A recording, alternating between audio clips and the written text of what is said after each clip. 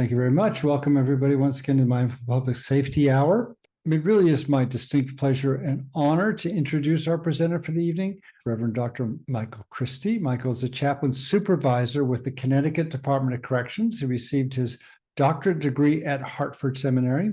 Michael's a certified mindfulness meditation instructor, a member of the International Mindfulness Teacher Association. His other certifications include nonviolent communication, integral family systems, neurolinguistic programming, NLP, emotional freedom technique, and now the tiny habits method.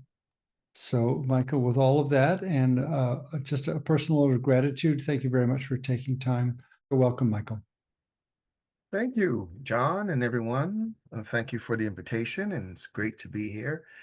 And yeah, many of you are probably already coaches, facilitators, training therapists. You're doing the work where you're sharing your knowledge and information to others for the benefit of your lives, right? So their lives can be enhanced, changed, healed. And at least for me, I found as much as I was a trainer and loved to do that, love coaching, um, the information I always gave people, even for myself, doesn't always necessarily become habit. It just becomes information. And so I stumbled on BJ Fogg, who was doing some behavioral science work out of Stanford and has come up with this method called the tiny habit method. And you might have also heard of atomic habits. I think the habits took some of their info from tiny habits. Tiny habits is one of the only ones that's actually been researched. So it's an evidence-based program, for lack of a better word. So I got excited about not only offering transformational tools to others, but providing a mechanism for folks to be able to take those tools and make them into habits.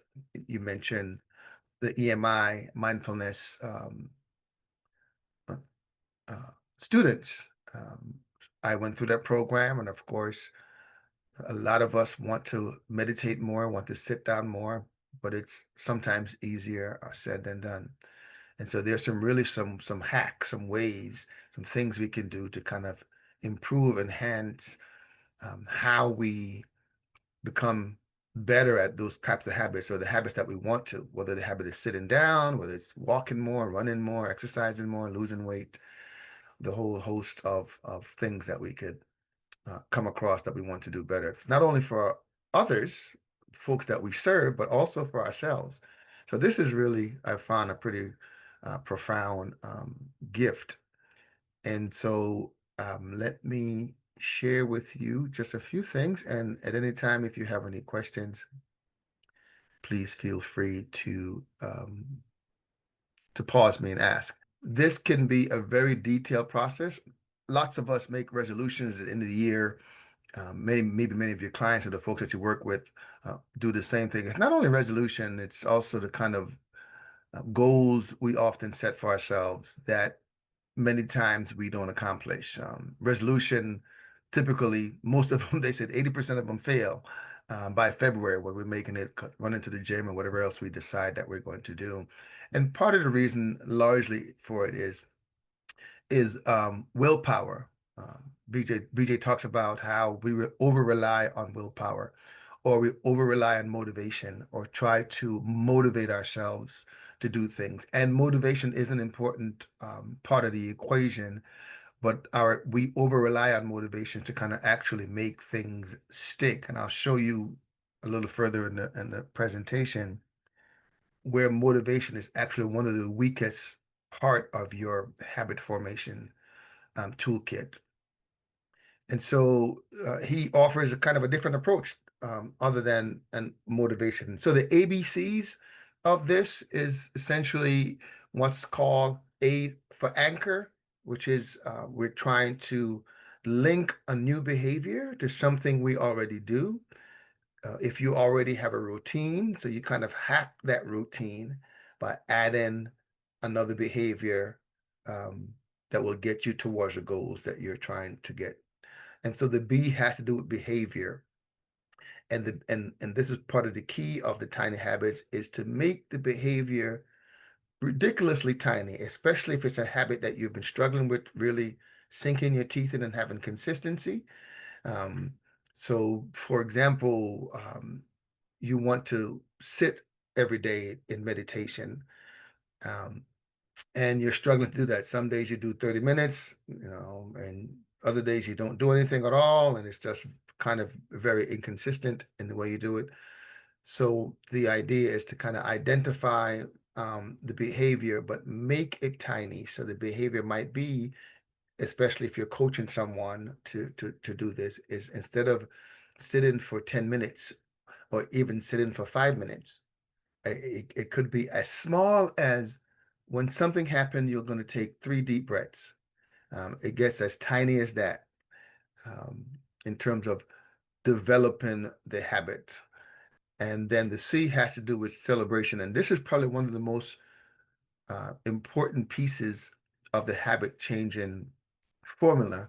And what they discovered in behavioral scientists is that when we celebrate immediately after um, doing a new habit behavior, dopamine is released, and it really encourages our mind to want to seek more of that dopamine. So it wants us to do that habit over again. And of course, repetition of the habit helps the habit to kind of take shape and take form. So what do you want to do? Um, first, I would say you need to kind of figure out what habit you want to change. And so the good thing about this kind of hack is you can implement a new habit that you don't have existing, or you can deconstruct a habit that you have that you don't want. He doesn't call it goal. BJ calls this aspiration.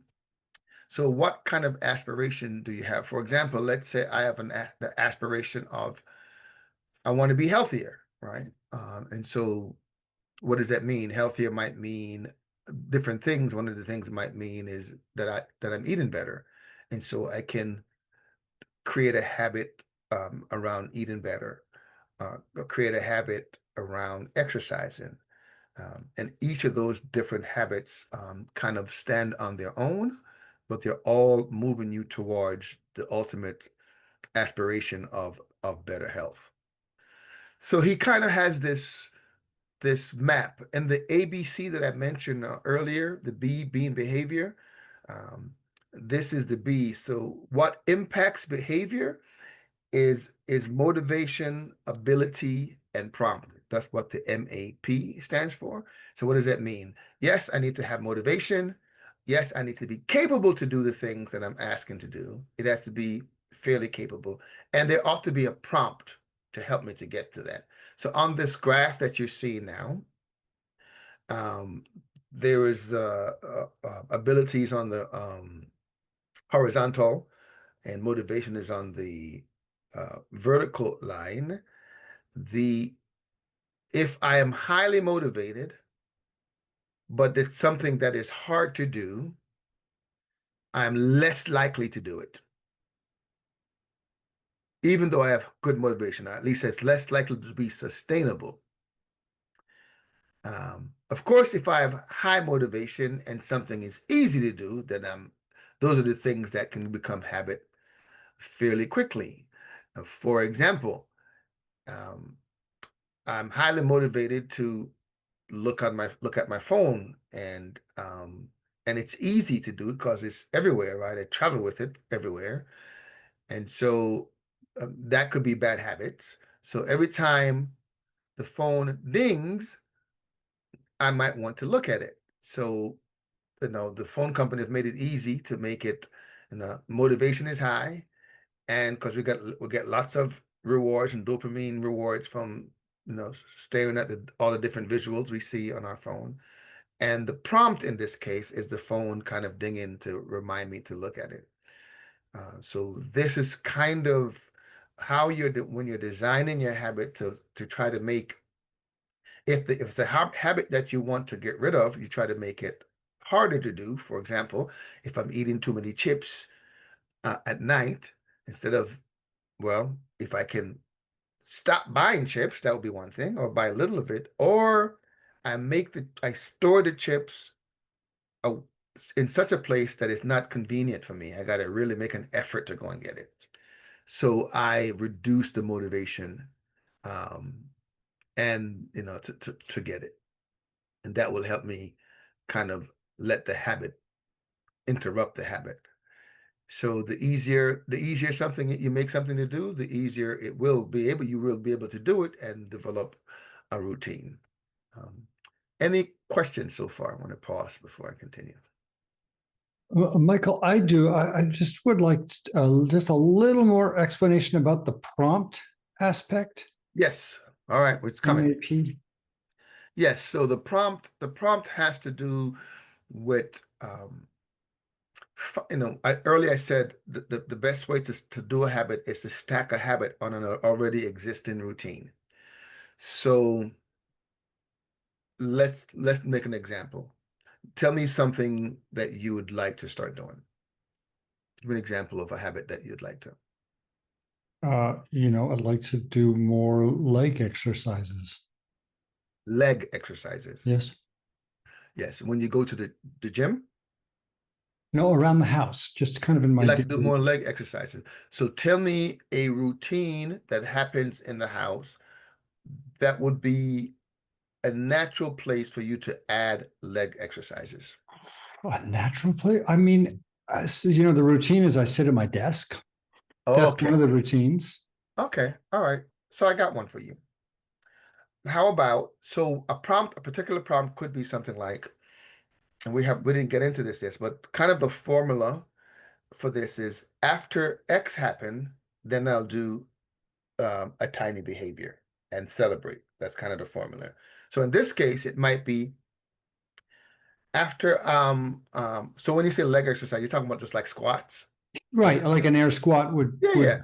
help. So after I brush my teeth, after I put the brush down, after I wash my face in the morning, something you do routinely, I'll do 3 squats, right? And the prompt is when you brush your teeth or whatever else you might, when you wash your face, Yeah. when you step out the shower. That's the prompt. It's something you already do, and the way you remember to do the prompt, because Right. sometimes you can forget the prompt, is there's a exercise of visualizing. You're all meditators, kind of visualizing or actually going through doing the prompt, the activity.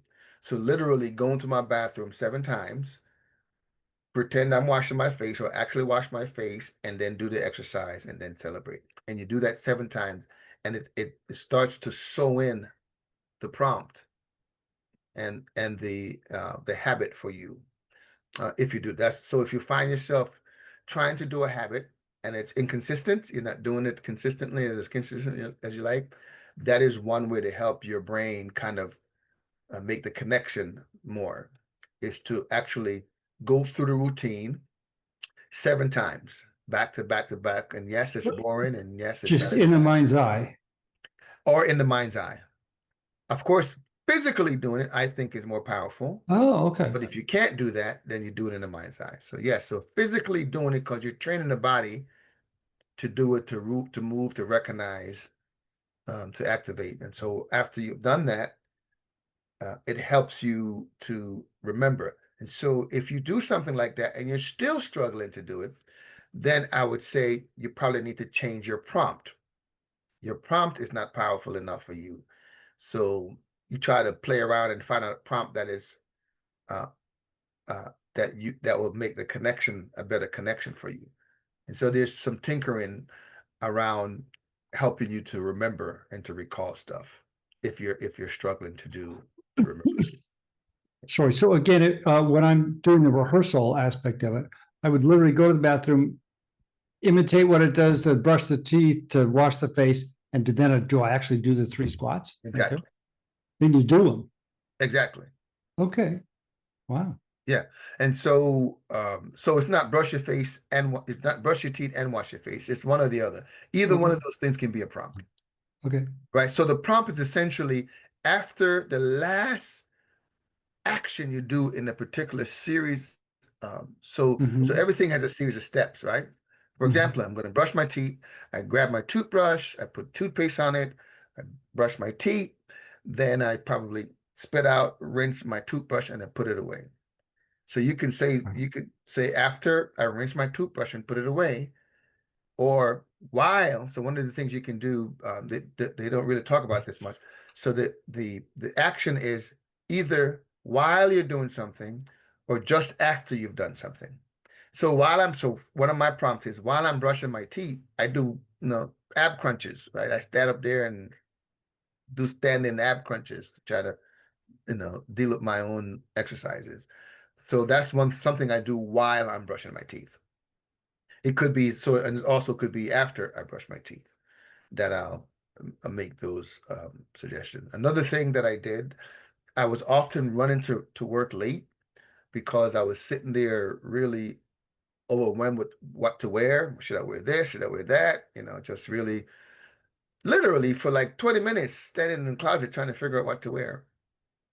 So I made a prompt for myself that after I take my clothes off, I hang up my clothes in the evening, I will take out the next day's clothes. And it's not the whole outfit. I just pick out a shirt. I just pick out a shirt that I'm going to wear tomorrow and I stick with it. And if I don't like the shirt, oh well, I can always change, right? But that's the prompt. And it's worked like magic. It's worked like magic. I'm much more, even when I see something like that, I don't really like that. And there's time I go, no, I don't really like that. And I go pick something else out. But the fact that I'm now picking out my clothes, at least the thought about the shirt, I feel a lot more um, effective in like I'm not wasting this much time in the morning, staying in the closet trying to figure out what outfit I'm going to put on. So So then just one point about that. Are we saying that the prompt is pretty much always a physical action? generally, yes, Okay. yes. Okay. A physical So activity or whatever. so what are you thinking? You asked a question. What was behind your question? Well, the question, I mean, I guess it's physical, but like when I check email, I'm sitting at the desk and I'm pretty sedentary, right? So is there something that could, I guess, is there something that might Yes. trigger internally that becomes an internal cognitive prompt? Yeah, so if you can have the awareness of that, then of course, everything that you can have awareness of can be a prompt. So, um, and it has to be frequent enough. Like, so if you say every time I burp, I'm going to do something, unless you get gas and you're burping all the time, you might not remember. That might not be a good trigger, right? Might not be a good prompt. So in your case, every time I turn on my computer, I will do X. Or every time I close my computer, I'll do X. That activity, those action will prompt you for the next behavior. You're just stacking on an already existing thing your body's already doing. So you kind of just riding that horse. Like, oh, we already do that routine. That's already wired. I'm just going to slide on that wire and try to rewire this other thing there until it becomes a routine. Excellent question. Anyone else? Any other questions? You guys got to talk to me, man. I'm a Baptist preacher. We don't do good when we don't get folks talking back to us. So we kind of talked about this already. So in the beginning, kind of identify what is it that you'd like to change, right? That matters. And there's some things you can do. So for me, part of the process is what is the aspiration? What is it that you're trying to change? And this is not really from the Tiny Habit Protocol. I've kind of added this piece to it, and it's the piece about when you've identified the habit you want to change, is to unpack that a little bit, like what needs are being met to add this if this habit is added to your life. Like what happens, the need for connection, the need for health, what's the benefit, what's the need, um, and if you really wanted to stick, kind of what feeling will you have when this need is met, when this thing actually routine happens. And then the other piece I add to this is who's impacted by you doing this. If you add this, if you start doing more squats, who benefits from it, right? And if you think about it, it's more than It's more than John. Yes, John's legs get stronger, but you know, you could argue that his wife will benefit from it because he's healthier. His grandchildren, he can play with them more without being tired or having just as strong. So there's usually other people that are impacted by the habits that we're doing, typically, generally. So having that kind of higher dimension view about who's impacted, I think also helps with the motivation and help with the habit, which you're sticking a little better. Here's some samples we talked about that might this has to point to some of the things you were talking about, John, in terms of prompt. So morning routine, start your day with a simple habit of drinking a glass of water um, when you walk or before you walk, or right after you make your coffee to do something as part of if coffee is part of your normal routine in the morning. You kind of hack that. So there's different hacks you can make throughout the different day. For a wellness hack, taking a minute for a deep breath, or even less than a minute. Taking 5 deep breaths is a way. It's easy to do. It's very portable, and so you kind of just tagged onto something, and that could be first thing when you get up in the morning, just before you go to bed at night. You find where it works for you, and if it doesn't work for you in a particular time of the day or with a particular prompt, then you play around with the prompt to try to get it done. Now, I love this hack, the productivity hack. Commit yourself to 5 minutes um, and to just completely focus, especially on something you've been avoiding. Like me, I've been avoiding cleaning my garage. So I give myself less than 5 minutes to do something. Sometimes I go, okay, take 3 items out of this garage, just 3 items, big or small. Um, and I do that every other day. The goal is to take 3 items. If I fail, I don't beat myself up. It's fine. Um, but that's my intention. My intention is to take 3 pieces. It's very small. It's very easy. I'm not trying to change. I'm not trying to eat the whole elephant in a day. Although my wife would love for me to do that and be done, so the garage could be cleared out. So here's the method I mentioned for you, kind of the formula, for lack of a better word. After an anchor, I will, and you create the new behavior. You ask us to kind of write that out, because writing it out helps it with the brain connection. So here are some really simple things you could institute. Um, if you're unclear, or if you just want to practice this stuff, after I brush my teeth, I'll floss one tooth if you're not a flosser. If you are a flosser, then you pick something else for the new habit.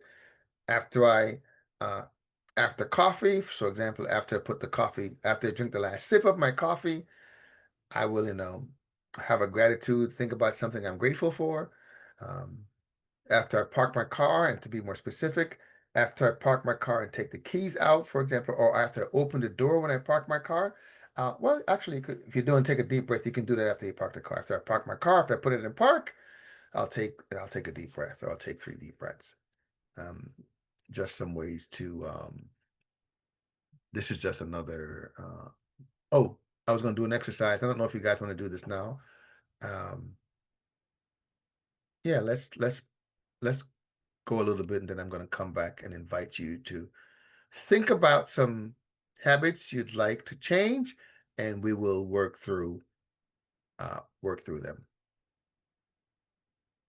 And then, as earlier I talked about, celebration being a very important part. Emotions really help to this is the glue for habits, is the felt sense of something. So really kind of having the emotion, especially the emotion to celebrate. And so there are some ways to celebrate. So the celebration should be authentic. Don't just do something going yay, yay, and it really means nothing to you.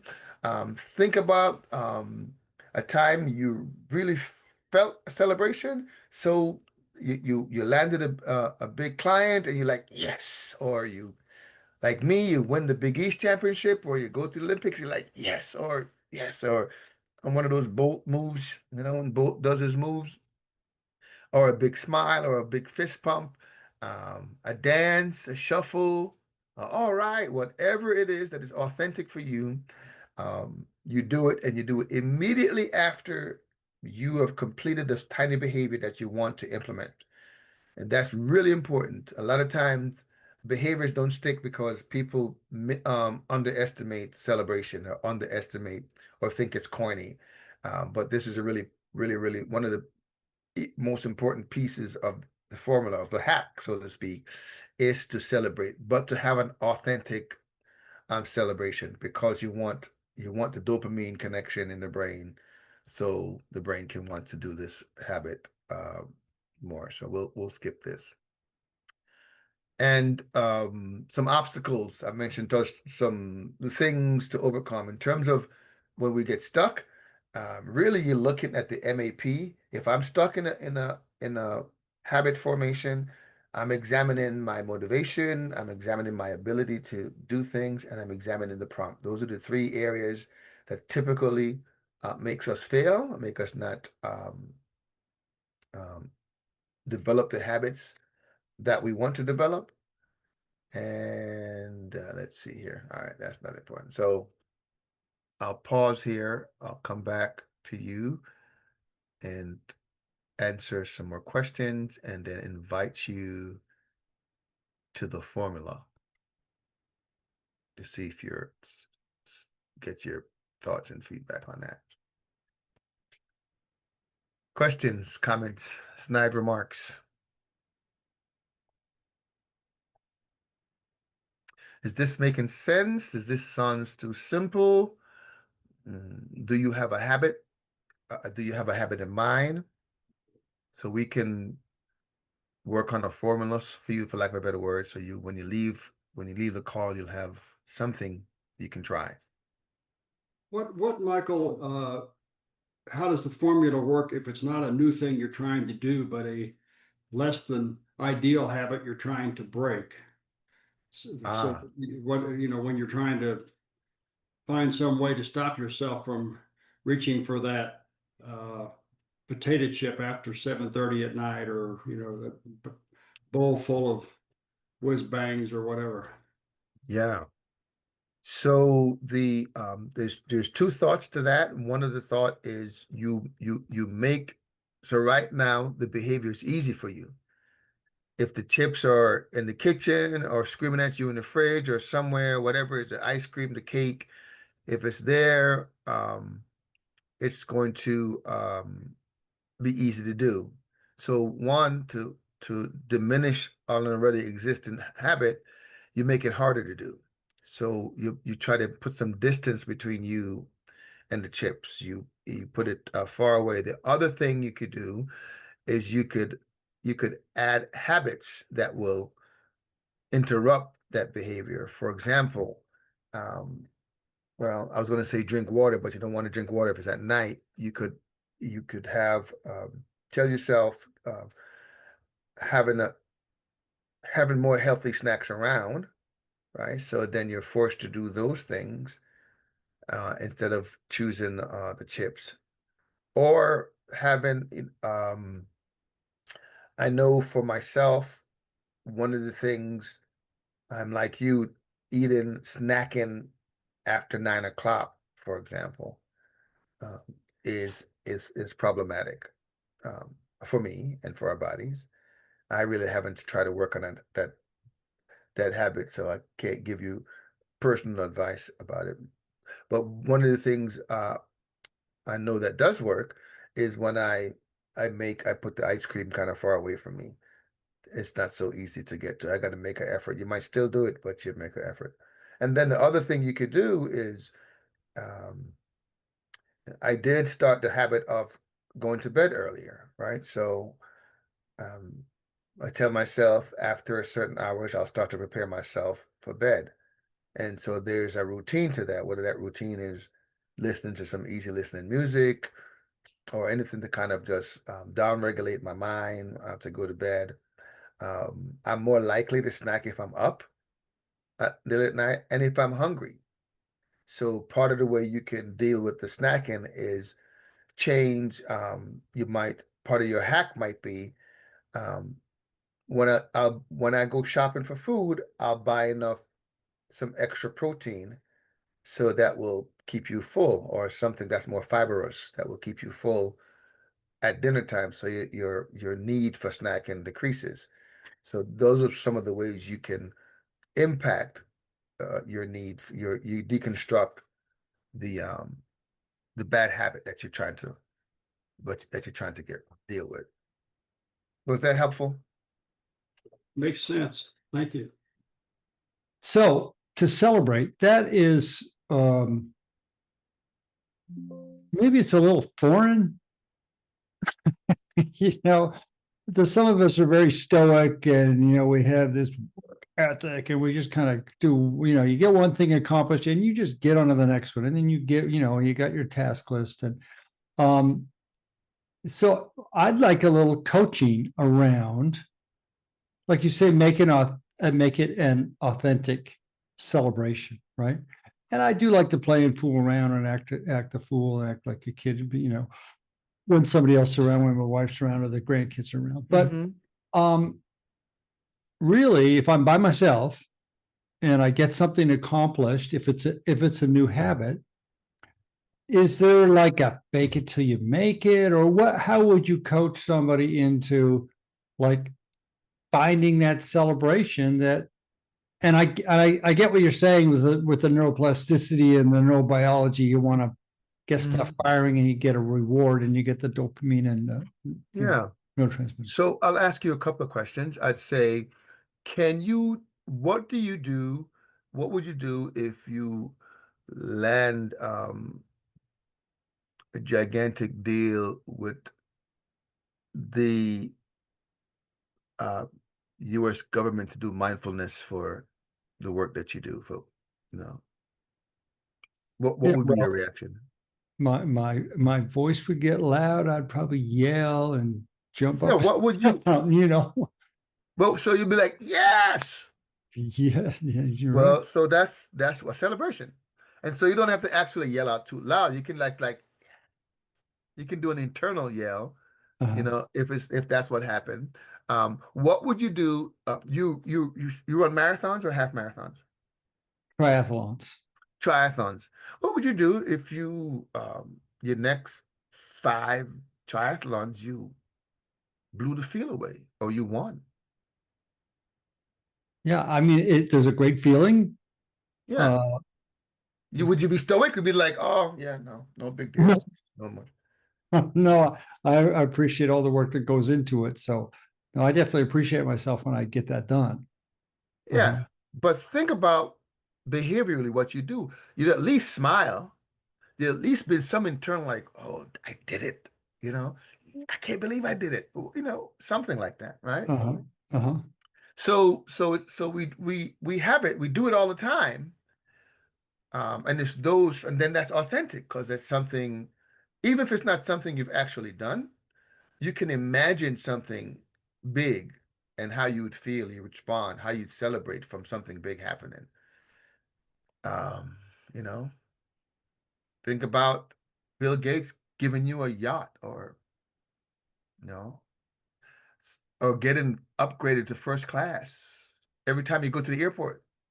Like, yes. The kind of, feeling that you'd have, the smile on your face. So it doesn't have to be something big or monstrous, So it's dancing, it's the snapping of the finger, it's the thumbs up, it's the yes, it's the, it's the a nod, like I did it. So I guess the question is about, the actual accomplishment, the intention and the accomplishment of that. Yes. Like, it's a great idea. But it's almost like, how do you remember to do that if it's something that isn't, How do you remember to do the celebration? Yeah. Yeah. So that's why we say do something small and easy. Start off with something small and easy, so you build a habit of celebrating, right? So for example, some of the routine that's already, like the brushing your teeth, or the getting up in the morning. So you're right. So this is probably where some coaching would help, Because if you had a coach, they'd probably ask you, did you celebrate? You'd be like, nah, I went to the whole week, I didn't celebrate. There would be some reminder. Or remind yourself, set up some cues for yourself, whether you're pasting some celebration stickers around your house or Mhm. they don't, they're not big on using the phone to remind you, but you could put in your phone, remind yourself, celebrate your victories, right? Because to Mhm. your point, celebration in and of itself can be a habit that you need to form, Yeah, right? that's To interesting. So kind of a acknowledge, proactive approach is what you're yeah, saying. Hmm. yeah. So and you can do that with all the other things in your life. Just Right. remembering to celebrate the moment. I see Gary has a raised hand. Go ahead, sir. You're on, okay. Mhm. Just, what I'm hearing in this, and I like this exchange between you and John. John's not about to run around the house, fist pumping and doing anything, but I'm hearing sort of, recants and, the negativity bias and savoring the good. So savoring is always something that reinforces a positive event.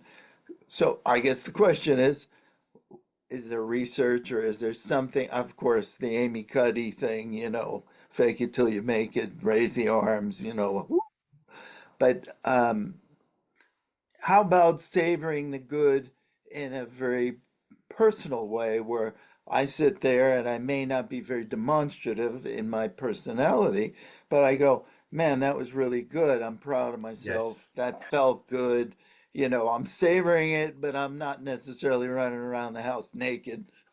Absolutely. So thank you for that distinction. It doesn't have to be demonstrative. The yelling, it could be something completely internal with no external expression. So to you, that's authentic. You sat there Yeah. like, yeah, I really appreciate that. So yes, absolutely, that would be fine. That's exactly what they're asking for. What is authentic to you? Yeah. See, I like to dance, and so I'll be. Although I don't do a lot of dancing in my celebration, but I do a lot of yes. So I tell you a story of a big celebration that I use. So when I was in college, my senior year in high school, my college, I was on the track team, and I was a multi-eventer. I did a bunch of different other things, and there was a freshman on the team. I was triple jumping, and he was also a triple jumper, and he was like, I'm going to beat you before the year is out. Right? He kept on saying that. And I said to him, he said, I'm going to jump something. And I said, the day you jump that, I'm going to jump 2 feet further. And my senior year at the Big East Championship, I'm doing crazy. I think I ran an 800 or 4x4. I was really odd in my combination. So then I went to jump and my I think after the first round, I made it to the finals, but I was last. I was in last place in the finals. Um, I made it to the final round, but when I entered the final round, I was last place. And the kid that was like, I'm gonna beat you, was actually beating me. And so I don't know where it came from, but I discovered that all the jumpers, they were speed jumpers, which mean they were kind of running down the track pretty fast and jumping it. And I was a power jumper. I was very measured and just using strength and power to try to jump far, which wasn't working. So I decided in that very moment I was going to speed jump. Never practicing it before, just took off like a mad horse. And sure enough, when I landed in the pit, I saw my coach jumping up in the stands, and I knew I went further because I could tell how close I was to the edge of the pit. I'd never been that close before. And so I got out and they told me I went from last place to first place with that jump. So I was like, yes. So I use that memory all the time. When I'm struggling to find an authentic celebration release, that memory always does it. So to just kind of use whatever was in our past, whatever memory, or to make one up, right? To make up a memory that the brain doesn't know reality from imagination, and so I use that, but it certainly could be something very subtle. It has to just be authentic to you. So I would say, hmm, I mean, in the worst case scenario, I guess faking it till you make it is better than not doing it at all, if that was a choice. But I'd rather you really tap into something that was authentic to you, whether it's demonstrative or quiet. And so, yes, I'll pause here and see if there's any other questions. So my invitation is this. I'm inviting you to think of a habit you'd like. I don't know if you want to do breakouts for this or not. You can or you may not. Think of a habit that you'd like to change. Um, Not something that we can learn today. So not something too big. Not winning the triathlon next month, or the Ironman. Think of a habit, and here's the formula. After I do X, I will do and think of a tiny behavior, and then I'll give you some feedback on your formula and on the structure of it to see if there's anything that I would recommend in terms of a tweak for the behavior. Does that sound like something worth doing? Yeah, so we could do like two people in a breakout room and do a quick. Yeah. Okay, so here we go, folks, and the time is going to be very. So let's just do 4 minutes. We can just like 2 minutes each, and Yep. Any thoughts, questions? So Gary and I was talking, and I was going to say, Gary, that is it okay to share? Yeah. So Gary's trying to downsize his space, like the stuff he's accumulated in his life. And if I'm reading into it correctly, he's kind of attached to something he's struggling with. Really, he wants to, but um, it's hard to let go some of the things. Yeah, is that a fair assessment? And he wanted to know how he could use tiny habit to do that. And so one of the things that I would say is a couple of possibilities, is to find someone that's willing to partner with you and just take one item and give it to them to give away. So you're not packing a bunch of boxes and giving away. Every day you're gonna, or whatever time period you make with this person, you're either gonna give them full autonomy to pick something, or you're going to pick something and hand it to them. Or you put it in a box that they get to take and not you. So you put it in a box and you leave the box, and when they come, they pick the box up and they take the box away. Or better yet, cause so you don't go back in the box and take the stuff out, is you make the agreement with them. Hey, I'm going to give this to you. When I give it to you, don't, no matter what I say, don't give it back. Take it and yeah, some kind of agreement with that, so that you and then celebrate. But let's start with the small stuff. Start with the simple things that is easy to give away. That is like, okay, this box full of paper, yeah. Start with the things that you can actually give away. And even just take, instead of trying to do boxes, just do one piece at a time. Make it tiny, right? Make it tiny. That every day that I come home, or I'm going to take one item and give it away, or one item and put it in my box, or one item and put it in my son's car for him to take it, so for it to never be seen again. So yeah. Anyone else wants to share their habit? Mine was just scrolling on YouTube. I should pray first. Because if I pray, then I'll be less likely to scroll endlessly. Because I'll deal with whatever anxiety. Okay. Yeah. So you're scrolling on YouTube and you're trying to replace that with Well, prayer. I'm trying to deal with the anxiety that's causing me to want to scroll by praying before I scroll. Ah, And then it will be less exciting to scroll because I'll already be less anxious because I prayed. right. Are you a meditator? I don't like to meditate, but I like to pray. So. Okay. All right, that's fine. Yeah, so after you do what, then you're gonna do what? So if I want to scroll, I need to pray first. Then I could scroll, but I have to pick like an amount of videos I'm gonna watch. So it's like I usually do 5. That's like my number. So 5 videos that you watch and you stick to that. yeah, 5 shorts at a time. Yeah, because I don't want to go endlessly, because then it just makes you more anxious. So Mm. yeah. So my invitation is for you to is to deconstruct that habit. You see, but it doesn't sound like you want to let go of the strolling habit. It's like, I want to stroll, just less controlled strolling, Well, even though it makes me anxious. well, a lot of the first videos are actually like the content that I'm trying to absorb. Okay, okay, gotcha. Those YouTubers that I'm trying to learn from. So, but after like the fifth video, usually just starts going to other stuff. So that's why I have a 5. Right, Yeah. got you. Yeah. So the tiny habit would be what for you? After To you what, then you'd what? to What's the redirect, behavior you're trying to? instead of going straight to YouTube, to redirect to prayer first and then YouTube. And what are you usually doing just before you go to YouTube? I'm usually anxious. Where do you usually go on YouTube? Are you home when this happens? At Or- home, sometimes I'm outside, waiting in the waiting room in the doctor's office.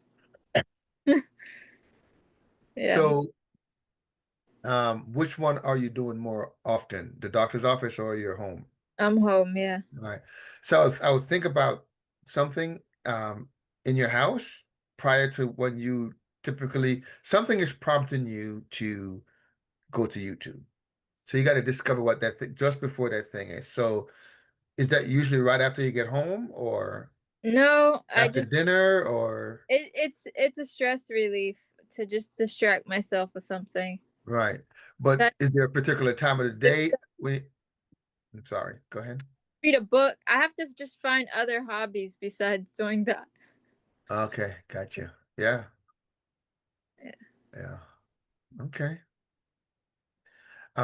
Yeah, think about pay attention to what time of the day that you're making the switch to go to. Notice what prompts you to, because something is prompting you to go to YouTube. So if it's the anxiety, so what is that? Is there something prompting your anxiety to make that happen? So I would identify that, and then I would tag onto that a new behavior that you want to form. Like when this happened to me, when I hear this or see this or I feel this, I will go pray for 5 minutes. Yeah. So and then celebrate after you pray. Like, yes, I did it. Yeah, Down goes the scrolling. And yeah. even if you forget to do the habit and you remember later and you do the habit, still do it and still celebrate. Yeah. Celebration is also always important. Yeah. Excellent. Anyone else? Well, John and Rob did you have a habit, gentlemen? I didn't get to my habit. Robert, what was your habit? Well, I didn't get to what I was in with Raina or not, but I think I've been inspired and to give this a shot. I think I'm going to start using my coffee as a prompt to start journaling every day, and then hopefully at some point to move on to bigger and Yes. better writing beyond journaling daily. Yes. And you're only journaling for a little bit. It doesn't have to be tell yourself, I'm only going to write 4 lines a journal. And if you do more, that's fine. And if you do less, that's fine. But you're not trying to, you tell your brain, we're just going to sit here for an hour and journal. Just kind of emphasize the tiny for a bit, huh? That sounds Yes, exactly. Make it tiny for a while, and tiny will move into other things kind of naturally after the habit is sewn in. If the habit is after I drink my coffee, I'll get my journal book on my pen and write my name, even that, right? Say hello to myself. After a while, when the habit of picking up the journal and the pen is sewed in, then it's easy to just do the rest because the habit is sewed in. Same thing for walking or for exercising. The tiny habit, if I want to walk more, the tiny habit, and this is what I kind of did myself. He's like, just put on your walking shoes. After I get home and change my clothes, I'll just put on my walking shoes. I might never walk, right? But of course, your brain is like, why you keep on putting on your walking shoes and you don't walk? So after a while, you just naturally, when that becomes a habit, you just start to you're going to want to walk, or you walk to the mailbox. That's your routine. I put on my walking shoes and walk to the mailbox. All right, and resist the urge to try to go big, because as American, we like everything big. We like to go big. We want a grand slam. We want a slam dunk. We want everything to be big. We want to get it right. So I'm going to go and run a mile or whatever. But no, put on your sneakers and walk 100 yards. Make it small. Make it really, really, really small. So it's easy to do. You celebrate, that gets wired into your system, and then you can expand from there. So that's my story, and I'm sticking to it. So I got another conundrum, Michael, Okay. and that is bedtime, right? So Right. I am trying to create prompts and I'm using the phone, right? So I have these alarms that go off, but I don't react to them. Drive everybody around me crazy. They go, I've got two different ones. So I'm not sure what can be a prompt that moves me into the behavior, right? So what is your aspiration? What is it that you're trying to The do? aspiration, I want to go to bed at 8:50. You want to go to bed at 8:50. And get up at a certain time. So I kind of have this schedule, my ideal schedule I'm trying to put together. And what gets in the way of you going to bed at 8:50 now? I stay up, so I'm doing a bunch of, a little bit of this and a little bit of that. Sometimes it's the phone, sometimes it's talking with my family, sometimes it's cleaning the kitchen. Yeah, so I would have clarity about what a little bit of this and a little bit of that is. That doesn't inform your brain enough. It's too vague. So be clear about what a little bit of this and a little bit of that is. That is getting in the way of you doing it, and make a little bit of this and a little bit of that harder, right? So if it starts to tell the family, hey, I'm winding down at a certain time, so they know that, and kind of start to honor that. So the habit could be you taking one of those pieces. One of the habits could be, I'm going to just start to routinely cut off the phone conversation at a particular time. Or and you can do that a number of ways, right? So you can say after I have dinner or some cue during the evenings, I'll put my phone on vibrate and turn it down low, so people can still get to you if it's an emergency, but your phone is not ringing. And Irina was going to also say that for her to turn off her notifications on her YouTube stuff, so because that's always going to, those prompts, they know that thing works. That's why I notifications don't even was have created. social media on my phone. Like I have to go to the browser, and then I also have all the settings so that it makes it so I can't even go on any website without having to click on something 4 times. Oh, good. Like That's I'm perfect. working on it. Yeah. Good. Yeah, John. So so I would and so this is what I would say to you. What are all the behaviors? This is an important piece that I didn't talk about. So in your case, you want to go to bed earlier. What are all the behaviors that would support you going to bed earlier? This is called behavior exploration, right? So let's talk about it. What are some of the behaviors that would support? So, if I have a piece of paper here, I put going to bed at, you said what time? 8:50? 8:50, yeah. Right? I put a circle around it, and then I'm going to put all the behaviors that would contribute to me making that happen. So tell me, what are some of the behaviors?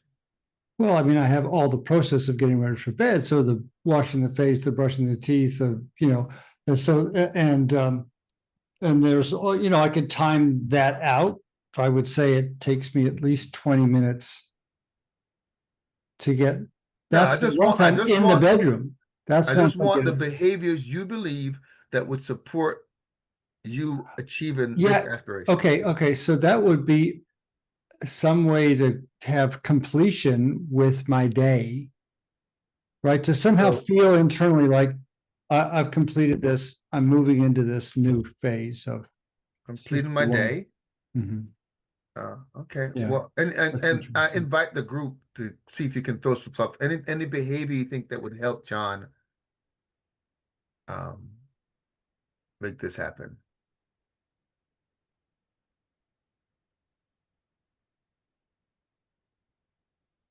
So I have one for you, right? Okay. A wind down routine, right? Mhm. Have a wind down routine. So that could be a habit you develop, like this is my wind down routine. That's contributed to you getting to bed earlier, right? So create a wind down routine. That would be one thing. Yeah, so I guess, a behavior that I might be able to tie it to cleaning the kitchen, right? Now, it isn't always the same time but I'm the kitchen cleaner, right? So I basically, once I get, once I get the dishwasher on, it's like the counter's already cleaned. That's interesting. Mm. That might be the signal. Because I know So- when I push that button, it's like, I can celebrate that. Yeah. I push that, get that thing going. Okay. Interesting. There it is. Okay. That might be it. That might Yeah, be pretty that might be strong. it. After I turn on the dishwasher, you know, I then start that routine. Yeah. you start your routine to go to bed. Yeah. Mm-hmm. And what is that routine? What are some of the behaviors that would be in part of that routine? Oh, yeah, stuff everybody does, right? I start to change No, my clothes. I I want have to know what you're going to do. okay, so I have a specific piece of music that I play. I've got this beautiful, relaxing music. I carry my phone around and it does that. I do check a couple of things on my phone, like what's my score from Fitbit and what's my, score from I've got a CGM now. So I check a couple of those things, but basically I turn my music on, change my clothes, go into the bathroom. I have certain things, obviously, that we all do. And then I get into bed. Okay. So, Pretty clear. It's like once I actually start, like once I make that transition from the day to moving into getting ready for bed, I feel I can do that. I can accomplish that once I start. so, so, so for the dishwasher to be the dishwasher is going to be your prompt to start your routine, and then you're on Mhm. your way. Mhm. Okay. Yeah. So it feels like this. That's the thing for me. It's like, what is that prompt? It feels like Raina a little bit. It's like you kept asking, what is it that you do before? And it's like, yeah, I don't know. It's kind of everything's kind of wishy-washy. And yet I want it to be more time. Yeah. But it sounds like you're getting some clarity now about Yeah, yeah, no, pushing that absolutely. dishwasher button Yeah. and Thank- hearing that Oh, sound. it's a very quiet dishwasher. Oh, okay. I apologize. Well, we had the kitchen redone. In the Northeast, mine make noise anyway. It was one of the greatest investments of our kitchen. I have a vibrate alarm that says to do a grateful list at bedtime, and it gets me Nice. in a good space, and then I can like get ready for bed and from like a good headspace. I don't know if that helps, but You have a what that does what? I have an alarm that's just vibrates. It doesn't beep, and it says Oh, to okay. do my grateful list because I have a grateful notebook, like I try to do in the morning and the night. Yeah. So do the grateful list. What are you grateful for? And then it gets you in a good place, and then it's easier to get ready for bed after that. Now, there's some other biohacks you can do, John, like get an Apollo device, like I mentioned to you before. Right, right. And the Apollo device, you can program it to vibrate to wind you down. Literally, the vibration will put you in kind of a relax, calm, focus, calm sleep mode. And and it will happen automatically. And when that happens, that could also be a prompt for you when you feel the vibration at a particular time in the evening happening that, oh, let me, if you wash the dishes and you were distracted. But that sounds like, yeah, to start your, to think about. So the question you still have to answer is after you start the dishwasher, you will do what? What's the behavior you want to do to I specifically I have got to walk down the hall out of the family area. Well, so go to your bedroom. Yeah. So after you flush the dishwasher, I'll go to my bedroom. Yeah. Yeah. Okay. Try that. That's wow. That's pretty smart, Michael. And first session is free. After that, That's like those I'm electrolytes glad I it was was helpful. feeding to you. First one was free. The doctor has been in tonight. Thank you very much, Yeah. Christie. Oh, my pleasure. This was fun.